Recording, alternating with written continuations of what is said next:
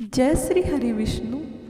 जैसा कि आप सभी को पता होगा, आज से कार्तिक मास की शुरुआत हो चुकी है। कार्तिक माह में पवित्र नदी या जल से स्नान और कार्तिक मास की कथा का विशेष महत्व माना गया है।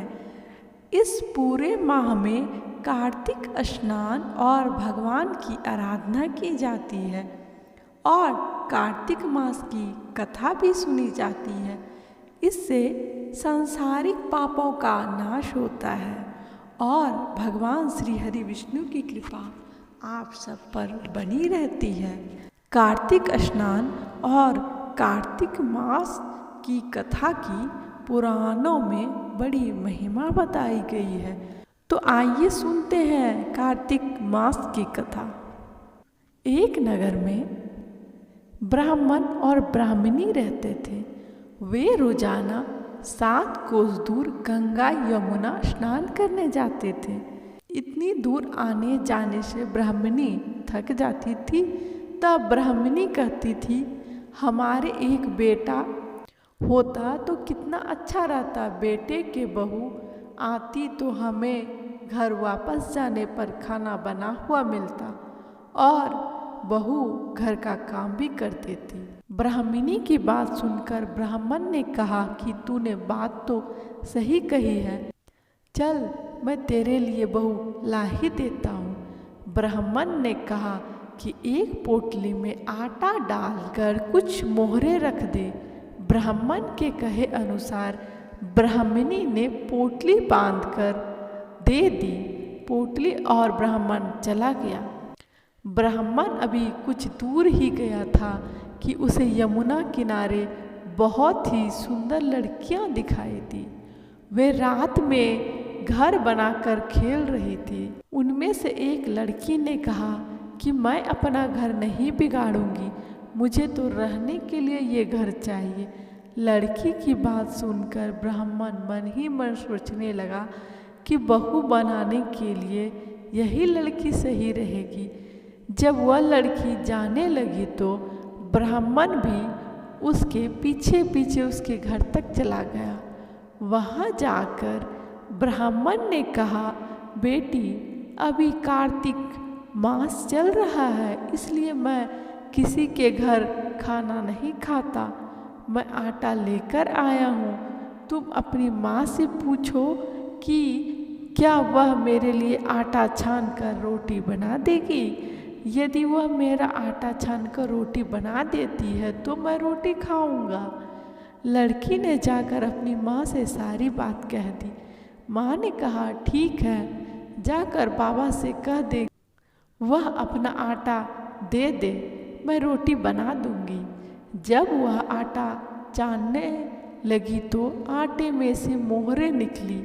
वह सोचने लगी कि जिसके आटे में इतनी मोहरे हैं उनके घर में कितनी मोहरे होंगी। जब ब्राह्मण खाना खाने बैठा तो लड़की की माँ ने कहा, बाबा आप अपने लड़के की सगाई करने जा रहे हैं।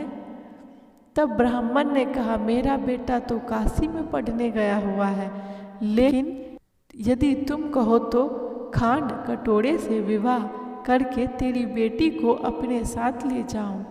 लड़की की माँ ने कहा, ठीक है बाबा, और खांड कटोरे से शादी करके ब्राह्मण के साथ भेज दिया। ब्राह्मण ने घर आकर कहा, रामू की माँ दरवाज़ा खोल कर देख, मैं तेरे लिए बहू लेकर आया हूँ। ब्राह्मणी बोली, दुनिया ताने मारती थी, अब आप भी ताने मारने लगे। हमारे तो 7 जन्म तक कोई बेटा बेटी नहीं है, तो बहू कहाँ से आएगी। ब्राह्मण ने कहा कि तू दरवाज़ा खोलकर तो देख। जब ब्राह्मणी ने दरवाज़ा खोला तो सामने बहू को खड़ी देखा। उसने बहू का स्वागत किया और आदर सत्कार से अंदर ले गई। अब ब्राह्मण और ब्राह्मणी स्नान करने जाते तो बहू घर का सारा काम करके और खाना बनाकर रखती। वह उनके कपड़े धोती और रात को पैर भी दबाती। इस तरह काफ़ी समय बीत गया। ब्राह्मणी ने अपनी बहू से कहा कि बहू, कभी भी चूल्हे की आग मत बुझने देना और मटके का पानी खत्म नहीं होने देना। एक दिन चूल्हे की आग बुझ गई।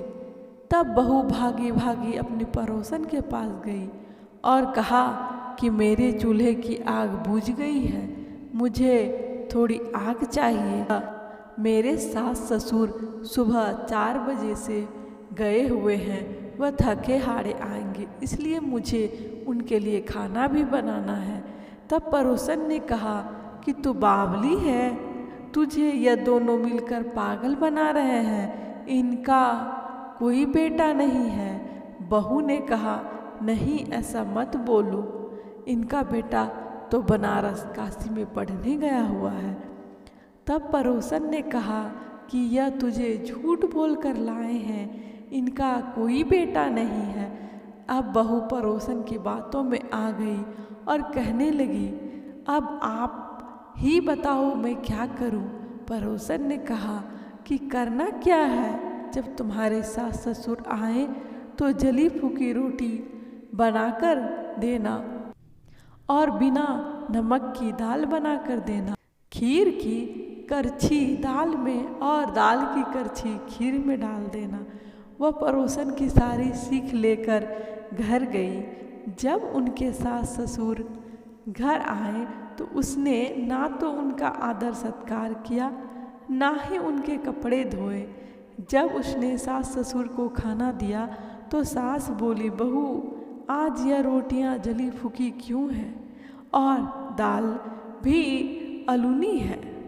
तब बहू ने पलटकर जवाब दिया कि एक दिन ऐसा खाना खा लोगे तो कुछ बिगड़ नहीं जाएगा तुम्हारा।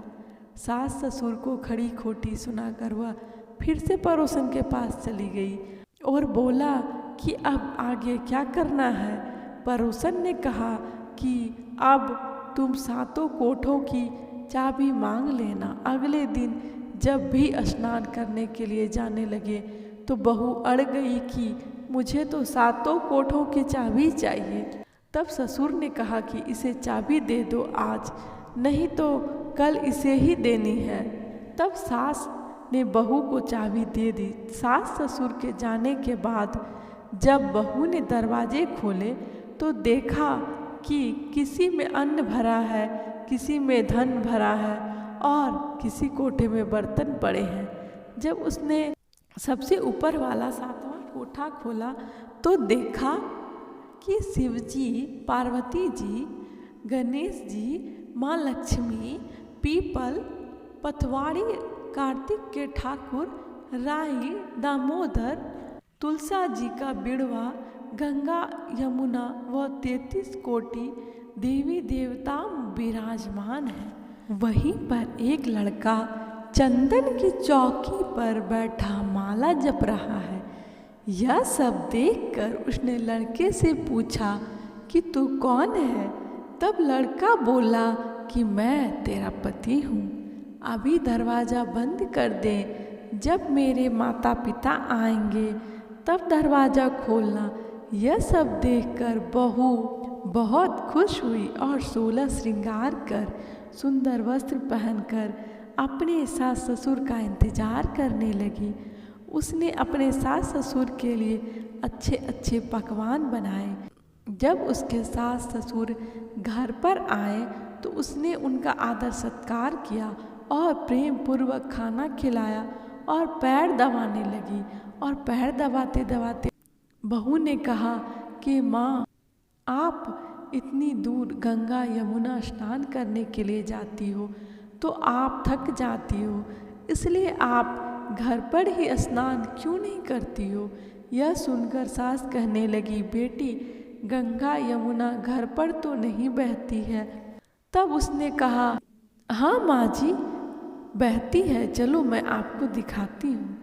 जब बहू ने 7वां कोठा खोल कर दिखाया तो उसमें शिव जी, पार्वती जी, गणेश जी, लक्ष्मी जी, पीपल पथवाड़ी, कार्तिक के ठाकुर, राई दामोदर, तुलसा जी का बिड़वा, गंगा यमुना बह रही है और 33 कोटि देवी देवता विराजमान हैं। वहीं चौकी पर बैठा एक लड़का माला जप रहा है। माँ ने कहा कि बेटा तू कौन है? लड़का बोला, माँ मैं तेरा बेटा हूँ। तब ब्राह्मणी ने पूछा कि तू कहाँ से आया है? लड़के ने जवाब दिया कि मुझे कार्तिक देवता ने भेजा है। बुढ़िया ने कहा, बेटा यह दुनिया कैसे मानेगी कि तू मेरा बेटा है? बुढ़िया ने कुछ विद्वान पंडित से मदद मांगी। पंडितों ने कहा कि इस पार बहू बेटा खड़ा हो जाए और उस पार बुढ़िया खड़ी हो जाए। बुढ़िया ने चमड़े की अंगियां पहनी हो और छाती में से दूध की धार निकलकर बेटे की दाढ़ी मूछ भींगे और पवन पानी से गठजोड़ा बंधे, तब माने कि यह बुढ़िया का बेटा ही है। उसने ऐसा किया, चमड़े की अंगियां फट गई और छाती में से दूध की धार निकलकर बेटे की दाढ़ी मूछ भींग गई। पवन पानी से बहू बेटे का गठजोड़ बंध गया। यह सब देखकर ब्राह्मण और ब्राह्मणी की खुशी का ठिकाना न रहा। हे कार्तिक के ठाकुर, जैसे ब्राह्मणी ब्राह्मण को बेटा बहू दिया, वैसे सबको देना। कार्तिक मास की कथा सुनने वाले, कहने वाले और हुंकार भरने वाले सब पर कृपा करना। यह थी कार्तिक मास की कथा। आशा करते हैं आपको कार्तिक मास की कथा पसंद आई होगी। यदि आप सभी को हमारे द्वारा दी गई जानकारी पसंद आई हो तो वीडियो को लाइक, शेयर और चैनल को ज़रूर सब्सक्राइब कीजिएगा। Thank you.